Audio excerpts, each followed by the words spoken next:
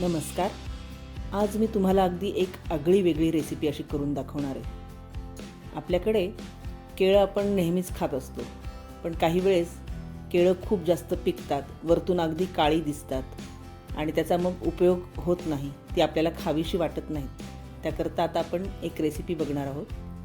माझ्याकडे ही केळं आहेत. केळं मी आता सोलून बघा, वरतून अशी काळी आहेत, पण ती आतून अगदी चांगली आहेत केळं. आणि जरी पिकलेली आतून अशी लालसर वगैरे जरी असतील केळं, तरीसुद्धा ती चालू शकतात.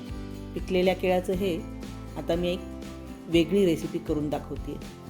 केळं आपण अशी कुस्करून घ्यायची चांगली, एकदम एकसारखी अशी कुस्करून घेतली की त्यात आपल्याला थोडीशी सोडा घालायचा आहे, खायचा सोडा थोडासा. नंतर थोडंसं मीठ घालायचं आहे. परत असं हलवून घ्यायचं आहे. ते केळं असं चांगलं कुस्करायचं आहे आपल्याला. आणि त्यात साखर घालायची.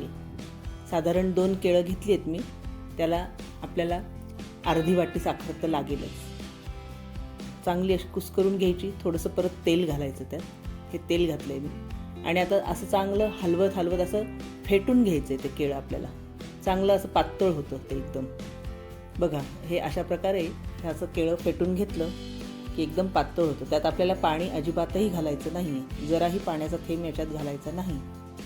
हे अशा प्रकारे छान आपल्याला ते फेटून घ्यायचं. बघा, एकदम पातळ असं छान केळं झालं आहे. त्यात आता आपल्याला कणिक घालायची, म्हणजे गव्हाचं पीठ. ते आपल्याला हवं तेवढंच घालायचं. म्हणजे आपल्याला एकदम पातळ पीठ ठेवायचं नाही आणि एकदम घट्टही नाही ठेवायचं.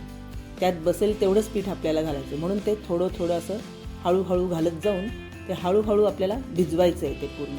बघा, अशा प्रकारे मी हे थोडं पीठ घालून, अजूनही ते सैल आहे त्याच्यामुळे ते असं थोडं घालून हे मी भिजवते.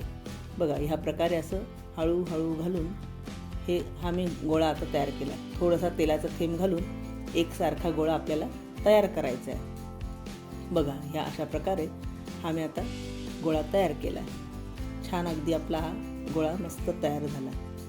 आता आपण तव्यावर तेल घालू. थोडंसं तेल घालून त्याच्यावर हे एक गोळा घेऊन त्याचं थालपीठ लावूया आपण.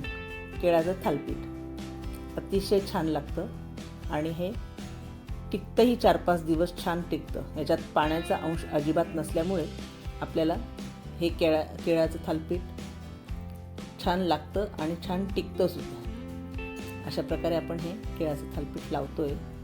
बघा, एकदम छान असं फुगतं छान. त्यात थोडासा आपण सोडा घातला आहे ना, खायचा सोडा, त्याच्यामुळे ते छान फुगतं. हे अशा प्रकारे ठेवून त्याच्यावर आपल्याला झाकण ठेवायचं. हे झाकण ठेवलं की आता हे आपलं झालं आहे. बघा, थालपीठ एका साईडने झालं आहे, ते आता काढलं आहे. बघा, फुगलं आहे की नाही ते. अशा प्रकारे आता आपण उलटून घेऊया ते. हे बघा, किती छान खमंग खरपूस असं छान थालपीठ झालं आहे. गोडाचे प्रकार ज्यांना आवडत असतील त्यांना हे थालपीठ खायला खरंच आवडेल.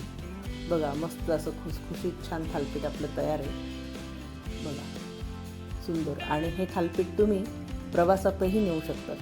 कारण काय, 3-4 दिवस टिकणारा हा पदार्थ आहे. त्याच्यामुळे तुम्ही हे नक्कीच करून बघा. आणि हे थालपीठ आपण तूप, दूध किंवा लोणच्याबरोबरही खाऊ शकतो. मला तर लोणच्याबरोबर खूपच आवडतं. म्हणजे एक गोड आणि तिखट असं कॉम्बिनेशन मला खूप आवडतं, म्हणून मी ह्या थालपीठाबरोबर लोणचं खाते. पण तुम्ही दूध आणि तूपसुद्धा घेऊ शकता. खूपच अप्रतिम लागणारं हे थालपीठ एकदा नक्की करून बघा. तुम्हाला माझा जर व्हिडिओ आवडला असेल तर लाईक, कमेंट आणि सबस्क्राईब करा आणि शेअर करायला विसरू नका. थँक्यू. माझ्या इतर रेसिपी पाहण्यासाठी स्क्रीनवर दिलेल्या व्हिडिओवर क्लिक करा.